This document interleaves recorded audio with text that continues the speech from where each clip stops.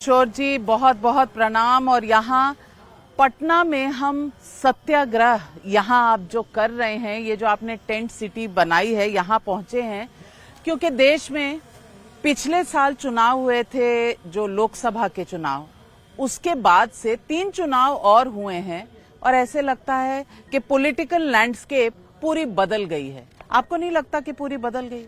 नहीं, बदली नहीं है। देखिए, लोकसभा के दौरान भी जो हम लोगों ने बात कही थी कि नीचे भाजपा को लेकर कोई बहुत बड़ा उनके खिलाफ जनता में बात नहीं है। सीटों के आकलन में थोड़ी बहुत ऊपर नीचे रह गई थी बात, जिसके लिए बहुत गाली भी हम लोगों को पड़ी। लेकिन उस समय भी हम लोगों ने कहा था कि भाजपा का जो वोट शेयर है वो तो मोर और लेस वही रहा है। कुछ राज्यों में उनको सीटों का बड़ा नुकसान जरूर हुआ है, जैसा वो अनुमान कर रहे थे। हालांकि 400 की बात कभी नहीं थी, लेकिन 300 मोर और लेस वो सीट आनी चाहिए थी, वो उनको नहीं आई। और जिन लोगों ने, हम जैसे लोगों ने अनुमान किया था कि भाजपा मोर और लेस उतनी सीट आएगी, लोगों ने बहुत गाली दिया कि भाई ये तो आपको तो पता ही नहीं चला, नीचे तो बहुत भाजपा के अगेंस्ट वेव है। लेकिन जो विधानसभा के चुनाव हुए वो दिखा रहे हैं कि अभी मतलब उनकी मजबूती बनी हुई है।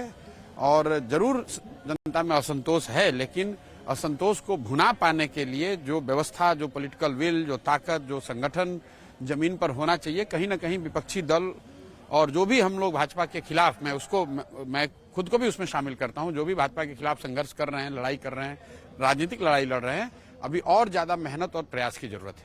मेहनत और प्रयास की तो जरूरत है, लेकिन ये जो 3 चुनाव हुए हैं, हरियाणा का, महाराष्ट्र का और अब दिल्ली का, इसमें भाजपा ने तीसरी बार हरियाणा में सरकार बनाई, अप्रत्याशित रूप से बनाई, किसी ने सोचा नहीं था जीतेंगे। महाराष्ट्र में बिल्कुल एक हिस्टोरिक विक्ट्री हुई है और दिल्ली में जो देश की सबसे ज्यादा एडवर्टाइज, सबसे ज्यादा प्रसिद्ध पॉलिटिकल स्टार्टअप था, उसका कल्याण कर दिया है 15 सालों में। देखिए, जहां तक हरियाणा और महाराष्ट्र की बात है, दोनों ही जगह भाजपा का मुकाबला, प्राइमरली जो सीधा मुकाबला था वो कांग्रेस से था। और ये बात पिछले 10, 12, 15 वर्षों से लोगों ने देखी है। और जो लोग भी राजनीतिक स्थिति पर थोड़ा बहुत भी समझ रखते हैं, वो ये बताते रहे कि जब कांग्रेस और भाजपा में सीधा मुकाबला होता है तो ज्यादातर जगहों पर पिछले 10-15 साल में कांग्रेस भाजपा के सामने खड़ी नहीं हो पाई है।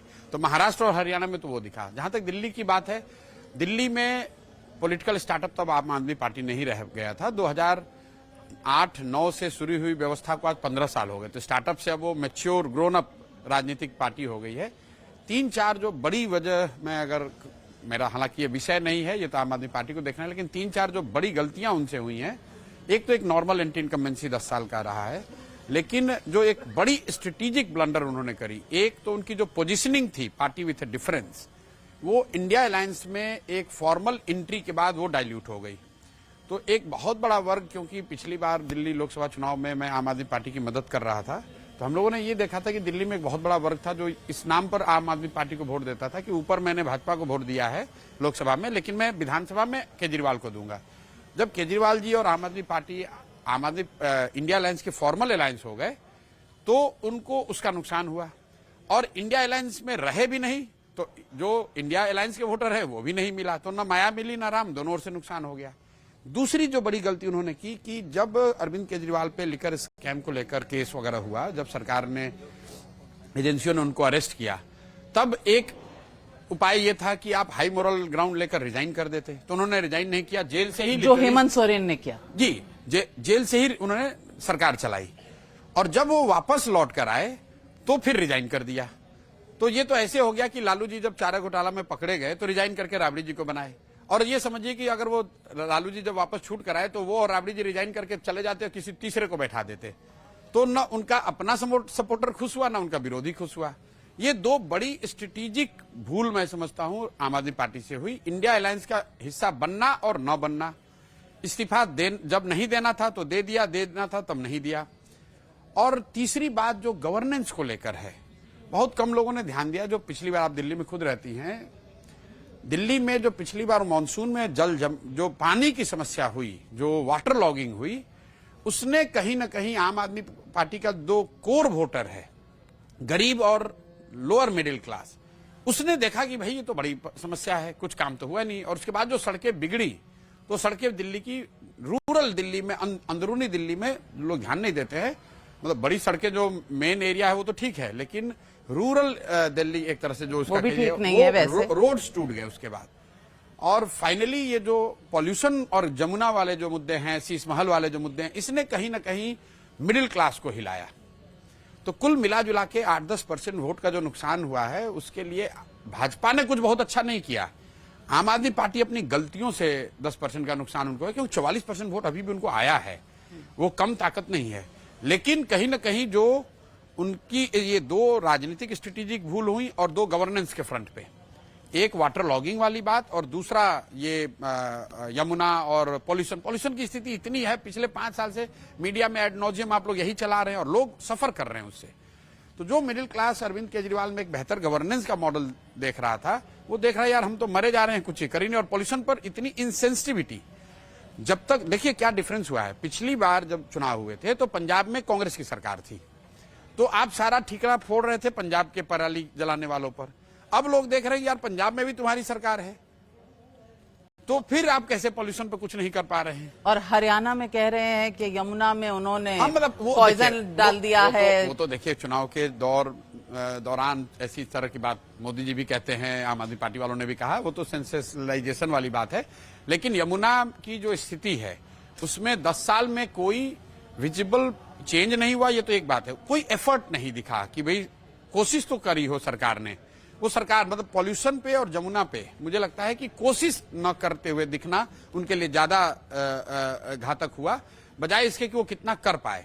अगर आम आदमी पार्टी यमुना को साफ करती हुई दिखती, भले यमुना ना साफ हो, वो पॉल्यूशन पर कुछ काम करते दिखते, भले पॉल्यूशन बना रहे, तो फिर भी एक बार को ठीक होता। इस वजह से उनकी हार हुई है। तो प्रशांत किशोर जी, अब अगला चुनाव तो बिहार में ही। बिल्कुल, और हम लोग तैयार हैं, बिल्कुल अब तैयार हो चुके हैं। बिल्कुल, आप देखिए बाईपोल में तो ऐसा नहीं लगा कि आपकी तैयारी थी। 4 सीटों पे 3 में जमानत जब्त हो गई। किसने कहा आपको? मतलब आप लोग भी, आप तो इतने लंबे समय से पत्रकार हैं, झारखंड की हैं, बिहार की पॉलिटिक्स को खूब समझती हैं।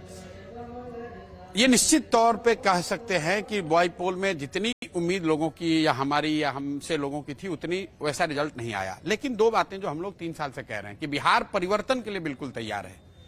वो किसी भी हालत में इनकम्बेंट को वोट नहीं करने जा रहा है। ज्यादातर लोगों ने ये मन बना लिया है कि परिवर्तन चाहिए, बदलाव तो चाहिए। और एक बड़ा वर्ग है जो ये कह रहा है कि अगर बिहार में परिवर्तन हो सकता है, कुछ सुधर सकता है, तो प्रशांत किशोर जनसुराज कर सकते हैं। यहां तक बात आ गई है। अब वो कर पाएंगे कि नहीं, उसके लिए हमारे पास संगठन होना चाहिए। तो now it's a function of कि जनसुराज और हम पूरी ताकत लगाकर गांव-गांव तक अपना संगठन जितनी जल्दी बना पाएं। उसके बाद आप देखेंगे बहुत कांटे की लड़ाई होगी और बिल्कुल त्रिकोणीय लड़ाई होगी। यहाँ लड़ाई अल्टीमेटली एनडीए वर्सेस जनसुराज होगा। NDA versus Jan Suraaj. आप कह रहे हैं तेजस्वी यादव फैक्टर ही नहीं है। नहीं, फैक्टर है, लेकिन लड़ाई त्रिकोणीय में लड़ाई एनडीए वर्सेस जनसुराज होगा। और आप ये लिख लीजिए, मैंने बंगाल में आपको कहा था, आप उस समय भी ऐसे आप भाई कई लोगों ने मजाक उड़ाया था कि भाजपा को आप कह रहे हैं 100 नहीं मिलेगा। आप लिख लीजिए, लड़ाई अल्टीमेटली एनडीए वर्सेस जनसुराज होगा। जीतेगा कौन? जीतेगा जनसुराज। ऐसे कैसे? आप देख लीजिए। अब आप एडवाइजर से, पोलस्टर से, अब आप बन रहे हैं पार्टी के देखिए, अब देखिए, मैं यही बात है। अब दिक्कत ये है कि अगर मैं यही बात जनसुराज दल के लिए कह रहा होता तो आप कहते नहीं प्रशांत किशोर कह रहे हैं तो सर्वे करके बोल रहे होंगे, डेटा देख के बोल रहे होंगे, इनको कैंपेन की समझ है, राजनीति की समझ है। पॉलिटिशियन को तो लोग कम मांगते हैं। अब आप पॉलिटिशियन हैं, you have to get used to this. अभी भी मैं क्या कर रहा हूं, अभी भी तो मैं जनसुराज को एडवाइस, अब जनसुराज दल बन गया है जिसको मैं एडवाइस कर रहा हूं।